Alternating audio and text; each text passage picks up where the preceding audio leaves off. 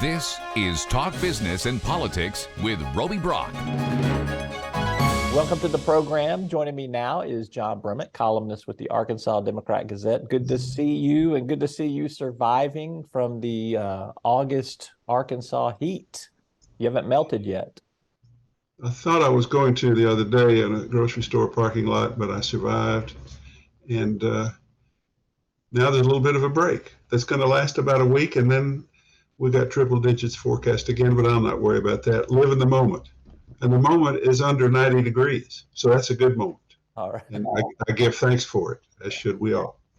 The living in the moment is also living in air conditioning is regular. It is air conditioned in the moment. Yes, it is. Yes, it is. All right. That's I want good. to begin the week talking about there was a GOP presidential debate. I think we had 8 of the GOP players on the stage, but not the front runner, Donald Trump. We'll get to him in a second here.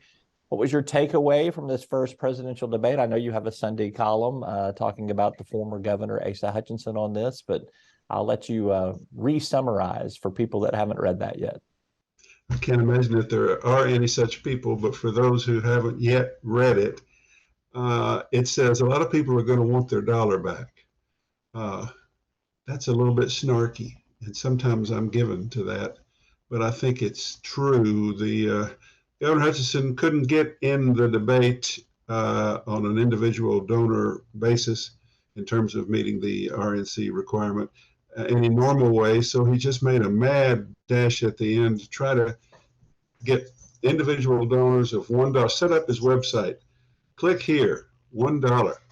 And a lot of people did it. A lot of people in Arkansas did it. Some of it was odd. He paid his campaign paid $20 to some college kids to get $1 donations, so that was sort of how that worked.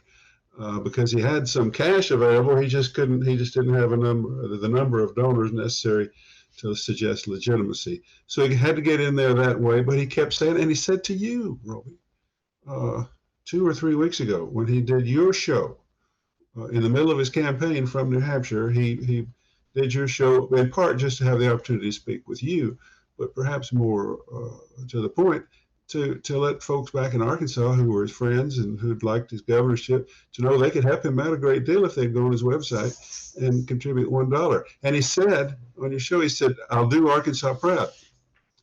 Now, I'm a fan of the governor. I like his mild manner. I like his thoughtfulness. I wish there was a time or place for him in this Republican primary, but there isn't. His being mild-mannered, his being thoughtful, his not being assertive, his not being an attack dog, his unwillingness to talk over people made him a non-event. He did Arkansas proud. If you watch that, looking for signs of a grain of civility in the current Republican Party primary, and he pretty much did that. But he took less time than the others, which was partly he didn't get as many questions, but he didn't interrupt. I saw a poll that said everybody was New York Times poll, 537 poll, that said everybody did pretty good to a little average. But it put the dots on the graph, and he was, not by a long distance, but he was at the very low ebb. Nikki Haley made a splash, and she's gone from 3 or 4% to 11 in an Iowa poll because she had a moment where she turned to, what's his name? Ramaswamy and told him off, which he deserved. Mike Pence tried to get spunky. Governor Hutchinson went in the debate as the guy who had thoughtful resistance to Donald Trump and who was a relic of the 80s and Reagan conservatism, and he left the debate as that. He went in at 0.6, and maybe he's 0.9 now. And that's just the way I read that. No offense to him. The Republicans who want to win will want next October that someone like him, because the game entirely changes from a Republican brawl to trying to appeal to swing voters in Atlanta and Phoenix and in swing states. And ASA's brand of conservatism could beat Joe Biden. But the Republican Party right now is in love with Donald Trump. galvanized around Donald Trump, and even the second and third pollers, DeSantis and Ramaswamy, are the extreme right. So their totals come to nearly 70%. It's not ASA's party. It's not his time. I think that's becoming pretty clear. I'm not sure what it says about your analysis or the fact of the topic that we're talking about, but our Bill Clinton picture back here it fell off in the middle of that conversation. I think the former president has decided that he doesn't like local the state of current politics, perhaps. Well, I bet he doesn't. Or he might. Or it might be when I said that I had a lot of respect for Asa, he remembered that Asa prosecuted his impeachment and maybe just decided to depart the scene. I think that was about the time it fell off the wall, but we will not go there. All right. Other big development. So like the day after the debate, everything gets erased from whatever may have happened on that debate stage by the mugshot of Donald Trump. He gets processed basically for this fourth set of charges against him. Here's the headline in the Democrat Gazette: Trump visits jail in Atlanta for processing. Was this a tourist stop for him, or was this a major legal development? I think some people in Atlanta just invited him down for a little drop-in, and I think he just dropped in for a social call. And I'm being not serious. That headline was in my view, a swing and a miss. But like a lot of things in the media, or some of the things in the media, I'm not sure there was any intent to downplay that the former president of the United States was essentially submitting to arrest and getting booked. I think it was trying to fit big headline letters into that space. I could have come up with something else, but I've seen a lot of the criticism, and that was. I don't mean to criticize it. Like we all. No. It's. I've seen it. I know you're being. You're just calling attention. But sardonic way, maybe. Whatever you do. It was a major development. It engulfed the news the next 24 to 48 hours, and that the photo of the president, the mugshot of the president, the conversation was how it was going to go down in history as almost a presidential portrait, that it would be kind of the most viewed mugshot in world history as a result of all this. It just, to me, to underscore the legal threat that Trump is under.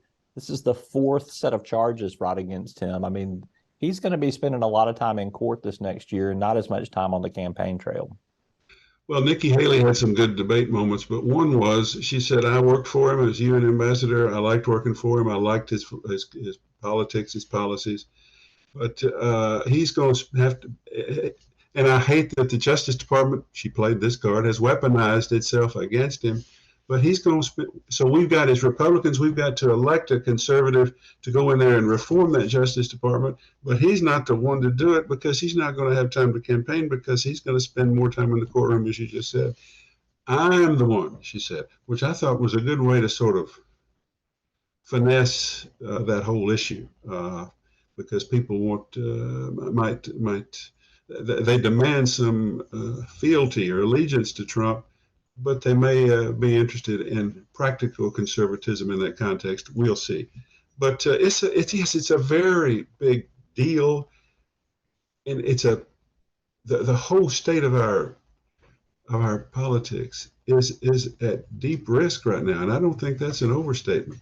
When you've got a man under 100 counts in 4 sets of indictments, and his party is scoffing at all of that, booing Asa Hutchinson when he calls for allegiance to the rule of law in that debate, at a possibility to secure the nomination and be seriously competitive in the general election. Despite all of that, that puts our democracy in a fragile state.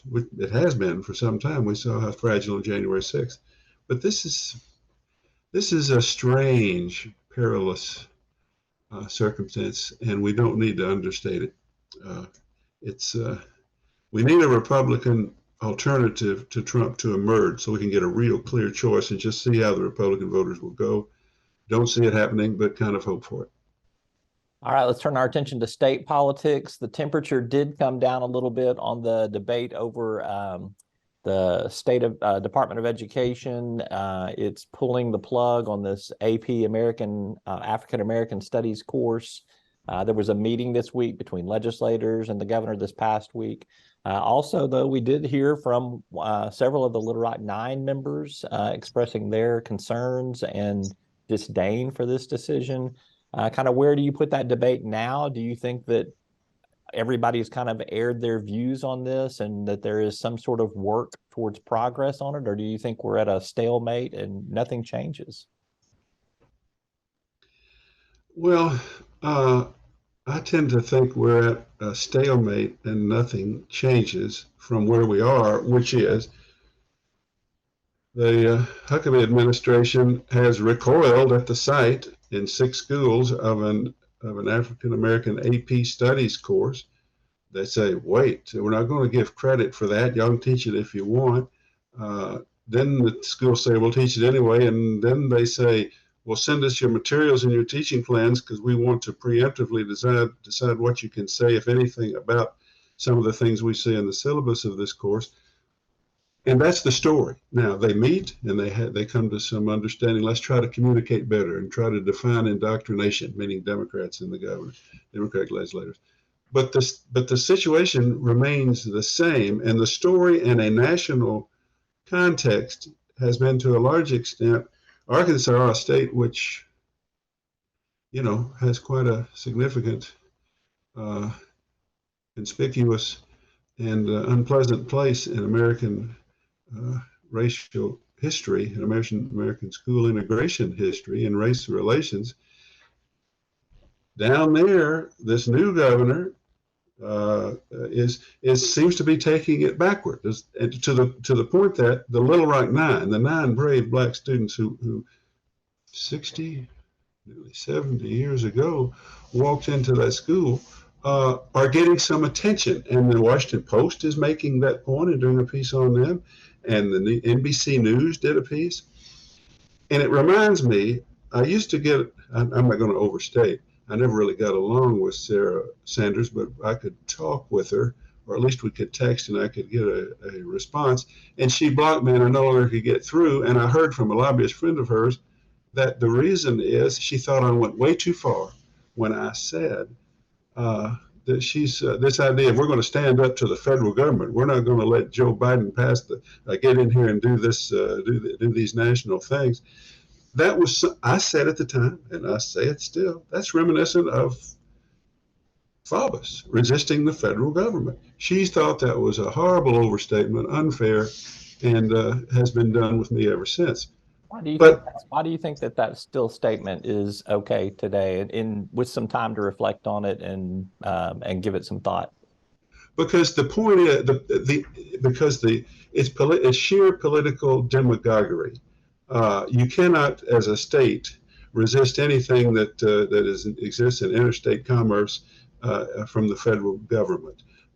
And when you galvanize people's resentments, provincial resentments, to run against your own nation, I think that the principle is failed, even if it's not an international integration incident, but just your political rhetoric, and it's just as a matter of your political rhetoric. And then to come along and just instinctively say, wait a minute, we're going to teach about African American culture, and to say we want to see what you're saying, I think that lends some credence to what I said then. I don't think what we're doing now is as bad. I'm not drawing a false equivalency, but I'm saying the principle is the same. And why do we have politicians in control of the state now who just instinctively resist teaching things that are true, that are factual about our nation's troubled cancer of race relations? That's and it may be perhaps simply for political support at home to galvanize resentment of voters, which was a factor in 1957. So I think it's all fair. Many people don't. You're entitled to disagree.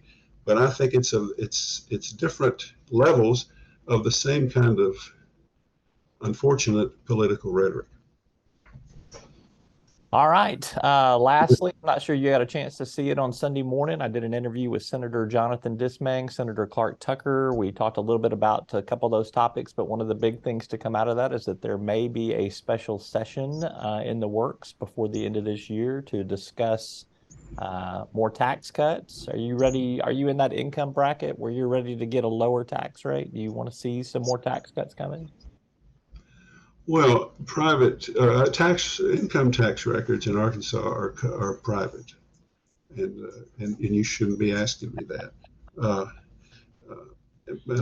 So I didn't see what they said, but I do know the top income in Arkansas kicks in at a middle class tax paying level.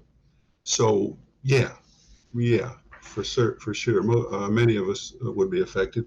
As soon as we found out we cut taxes and then we had a big surplus, we've been headed this way. We're going to do it. We're going to wait till the next regular session, or we're going to do it now.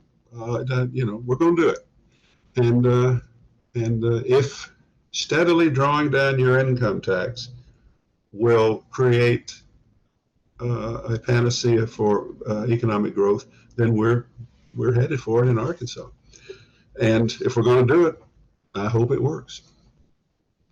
But we create these surpluses by making very conservative, formal forecasts of what the income is going to be, and we leave all this money on the table that we could spend. The more progressive view is, rather than letting it pile up so we can then cut taxes, are there needs out there being unmet, or are there other things we could do to improve the quality of life for our people? That's the debate. It's a worthy debate. We've had it forever, but it's hardly a debate in Arkansas because there aren't enough people on the side of not cutting taxes to put up much of a fuss.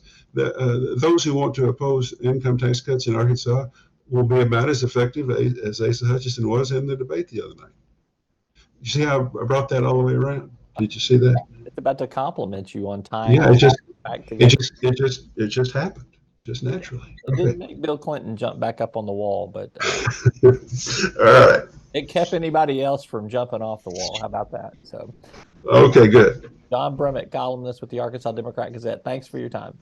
You bet, Roby. See you next time. Bye.